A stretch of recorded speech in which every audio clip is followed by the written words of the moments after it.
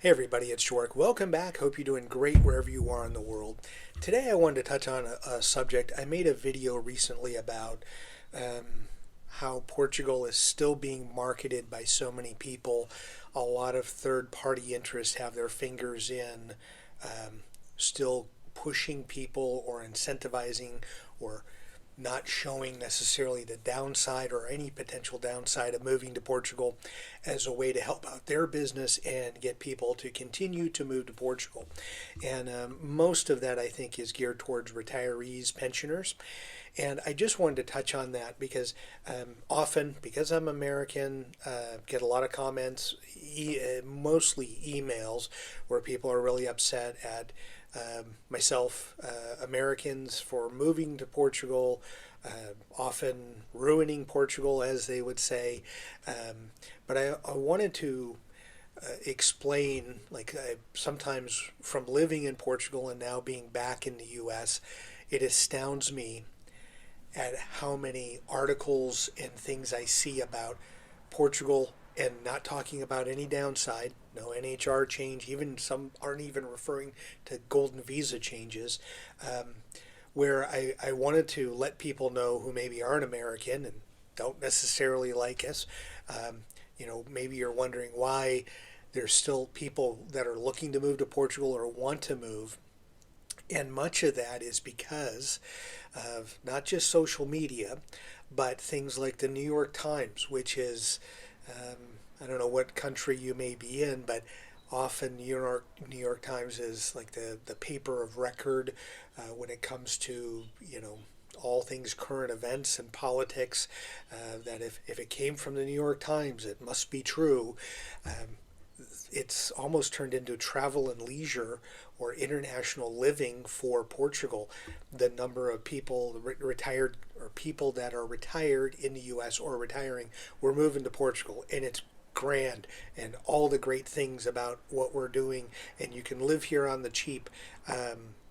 They happen to forget, especially the last few years, to talk about what a pain in the ass it is to get residency.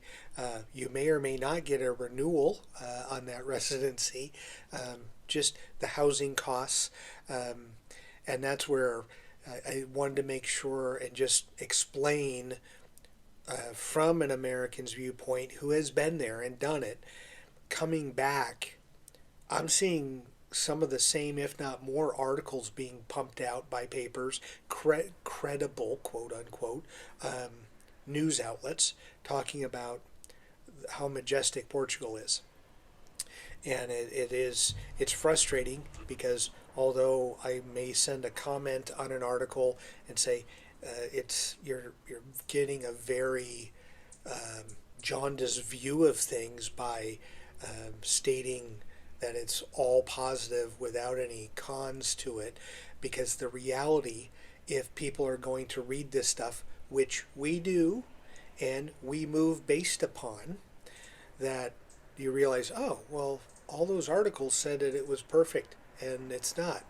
And one could concede that common sense would tell you that no place is perfect, and I think we all realize that. Sometimes it takes us moving someplace to realize that. But I wanted to give people some understanding as to, why are Americans still considering a move? I lost a good chunk of American audience after the NHR changed, or the announcement was in late 2023.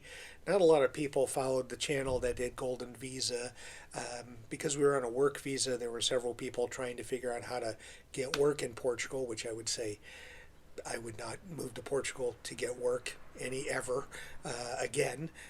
But for those that are upset about why are Americans still coming, the reason why is the marketing and the motivation here for a lot of news outlets. It's still Portugal's fantastic and Portugal's great, and that's where, if you constantly see all of these couples that are moving, one's a firefighter and she's a teacher and they retired and they're living in the Algarve, or another couple moved to some place outside of Lisbon, or they moved to Madeira, that there's still 90% of what I read, probably more than that, from the New York Times, Washington Post,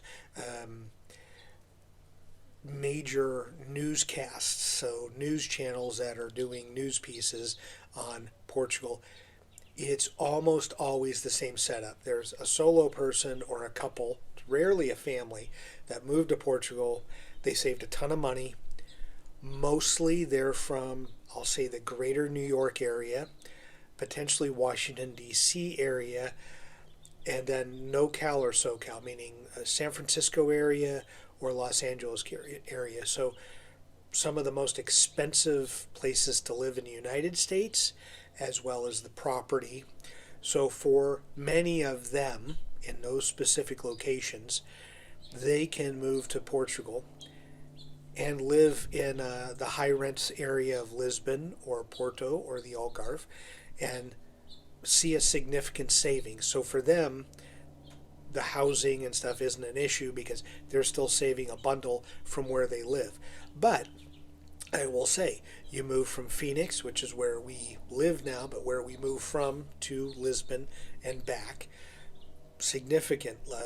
What we have for what we paid for a 65 square meter flat in Lapa in Lisbon versus what we have with the property here with a front yard. I'm making the videos here in the backyard, so you're going to hear a plane going by shortly.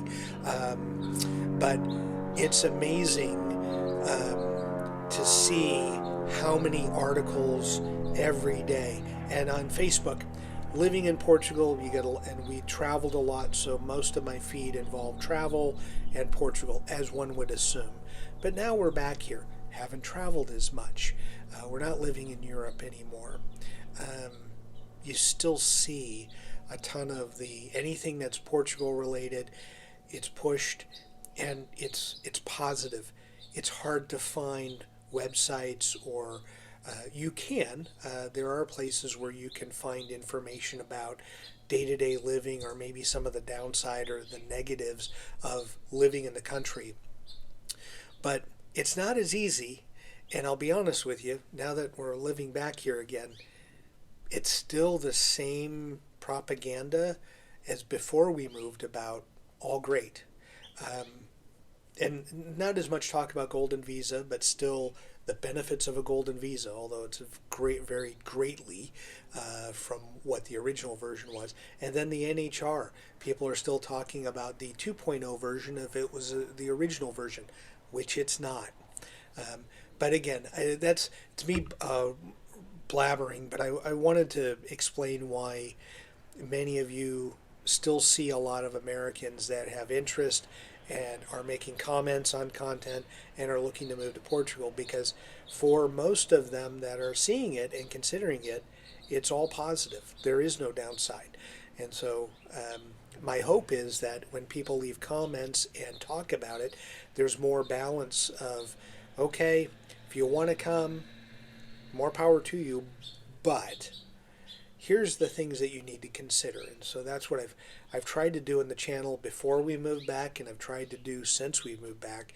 And it's simply because I know many people, and it's not just Americans, people that move from many countries that got to Portugal realize that they got marketed well and that it wasn't what they were thinking, and they moved on, trying to prevent people from doing that. And I mean that from a sincere thought of, my hope is people that want to move to Portugal are only moving to Portugal because they want to move to Portugal, not because they want to get out of their own country or they really want to be there, so that you're going to be committed. Have a residence visa delay, I'm going to roll with it. My renewal for my residence hasn't happened, I'm going to roll with it because I'm committed to Portugal. And for all the other people that are, maybe they're into Portugal because it's affordable or something else, maybe look elsewhere and find maybe a more suitable opportunity. But that's why I wanted to make this video, because it just seems like there's still this push, specifically here in the U.S., I don't know about other countries, about getting people to go to Portugal. And I don't mean for tourism, I mean to live there. As always, thank you so much for watching, and enjoy your travels.